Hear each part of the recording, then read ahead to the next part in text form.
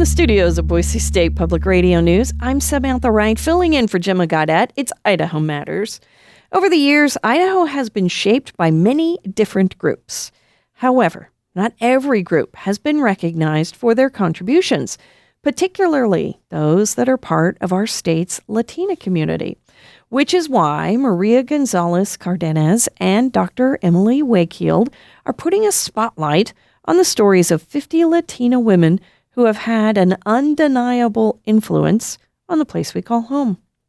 Their stories are compiled in the recently released book. Oh boy, okay. Help me out, ladies. Help me out. How do I say the name of the book, please? Nosotras, Latinas in Idaho. Nosotras. I can't do that. Okay, it's being celebrated this weekend with a special event at the Idaho State Museum.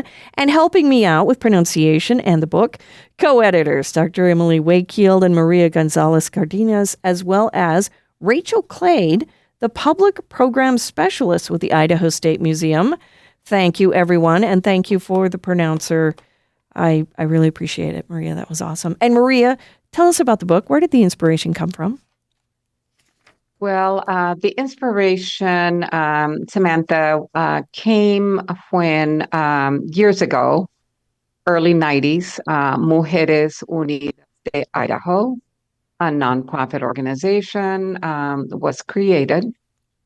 And it was then, and my involvement with Mujeres, that sparked the idea, because there would be an annual conference. One of those conferences took place at Boise State University, and just some amazing, amazing women, both as professionals, as community leaders, and just women who really cared about others and cared about our great state. That was sort of the spark, and then later the catalyst to get this work done, get this book done. Emily, how did you get involved with this project?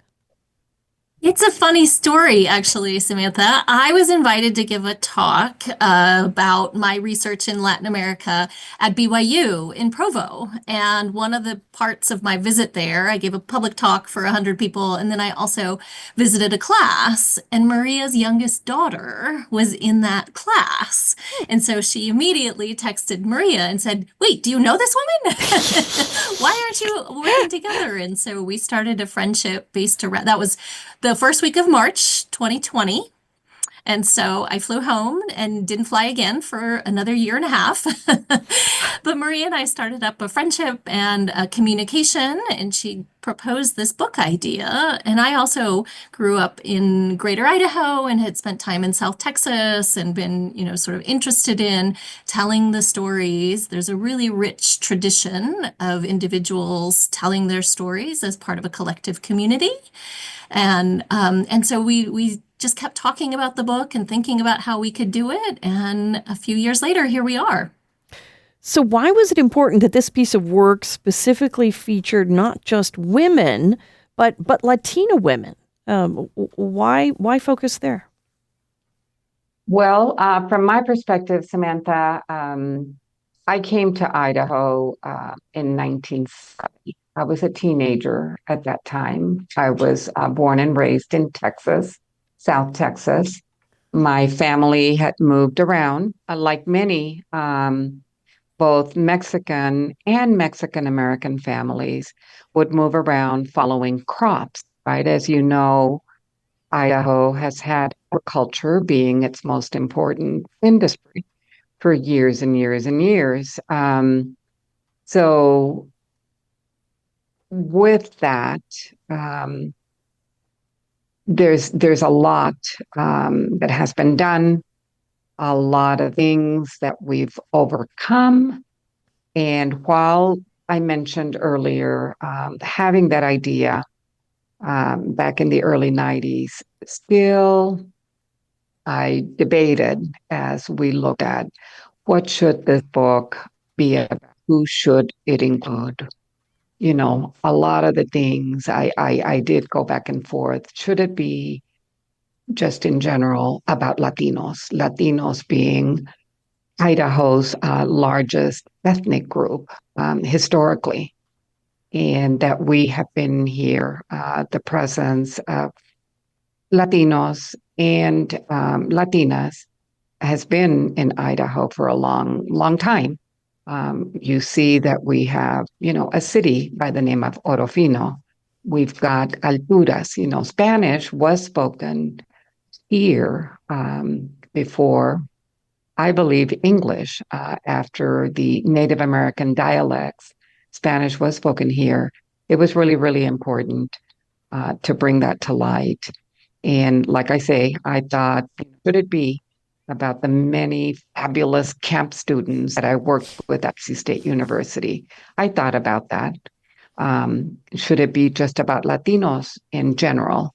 But as I survey and talk with many in the community and many students, the resounding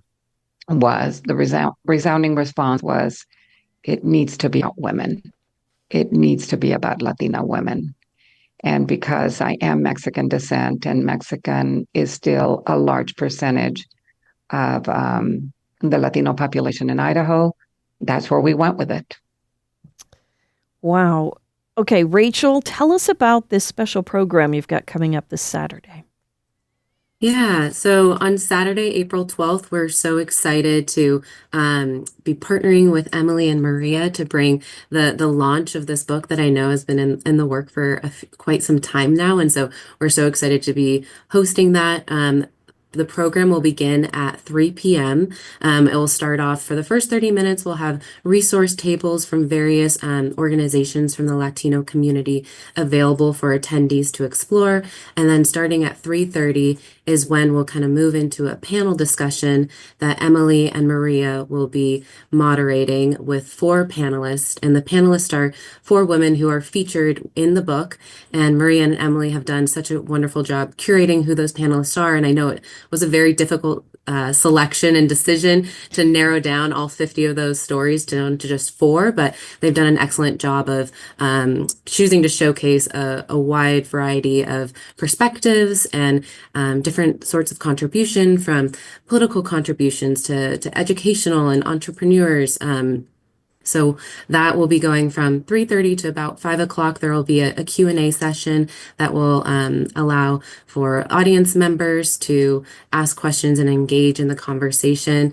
And then following that, attendees will have another opportunity to explore the resource tables and then purchase a copy of the book that we'll have available in our Museum M store for purchase. And folks can have that signed by Emily and Maria and the panelists. And I know there's going to be a host of other women who are featured in the book, but not on the panel, who will be in attendance. And so attendees will also be able to interact and engage with those women as well. This is free and it's open to the public. We're asking for folks to pre-register, and they can do that at our website on the events page, but we're really looking forward to this event on Saturday. I understand that the book has different translations, and that was very important to both of you, Emily and Maria. Can you talk a bit more about that and why it was so crucial to remove language barriers for your readers? Yeah, there's an important tradition of having English and Spanish sit alongside each other, and it's very rare in the publishing world to have that. And it's important because it signifies that both languages are valuable and provide alternative interpretations and views of the world, but that they do complement each other and sit alongside. And so people that are primarily Spanish speakers can read the book and read it all the way through and have a similar experience as people that are primarily English speakers. And then there's a lot of people that sit in the middle. Maybe they primarily speak English, but they want to learn Spanish, and they can flip back and forth between the different biographies and pick up new phrases and learn new words. And we also wanted the book to be intergenerational. And this allows for abuelas and grandmothers to sit down with their nietas and their granddaughters and read through it in either language. And it's quite rare to have that. And I think it's just a mark of the incredible translational power that Maria has and the dedication of the women who've contributed to want to be translatable and understood in various ways across different levels. Maria, we've got Samantha, we really wanted because women contributed their stories, right, in both either English or Spanish, and we wanted individuals to feel very comfortable in which language they contributed. Maria, I've got a couple minutes left. What do you hope people will take away from the book and from these women? I think that one of the greatest takeaway is especially to inspire the little girls and the young women in Idaho who may face challenges similar to what some of the women in the book have faced, but that there are amazing individuals willing to help, mentor, and so that they can succeed, especially when we talk about education, right? Knowledge is power. And we want young little girls to be inspired, but also us and their aunts and their cousins. I think that's one of the big takeaways.